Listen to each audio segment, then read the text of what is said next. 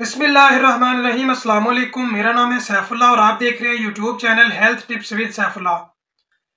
दोस्तों, गुर्दे की दर्द एक ऐसी दर्द है जिसकी वजह से इंसान बहुत ज़्यादा परेशानी का सामना करता है। तो आज आपके लिए खुशखबरी है कि इसका बहुत ही आसान तरीन इलाज है। आपने कोई मेडिसिन नहीं लेनी, कोई इंजेक्शन नहीं लगवाना, किसी डॉक्टर के पास नहीं जाना। बहुत ही आसान तरीन नुस्खा है, आपने घर बैठे इस पे अमल करना है।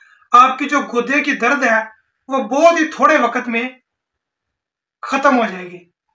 आपने सिर्फ एक काम करना है, आपने सर्दियों के मौसम में रोजाना कम से कम 7 गिलास पानी आपने जरूर पीना है। नीम गर्म पानी, ठंडा पानी नहीं पीना।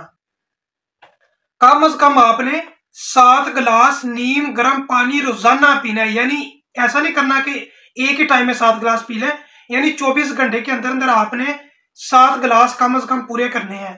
तो ये अमल अगर आप कम से कम एक हफ्ता करेंगे तो आपके जो वो दर्द है वो दूर हो जाएगी इंशाल्लाह ताला। ये शर्तिया नुस्खा है। तो उम्मीद करता हूँ आपको वीडियो पसंद आई होगी। चैनल को फॉलो और सब्सक्राइब कीजिए। मिलते हैं इंशाल्लाह अगली वीडियो में, तब तक के लिए।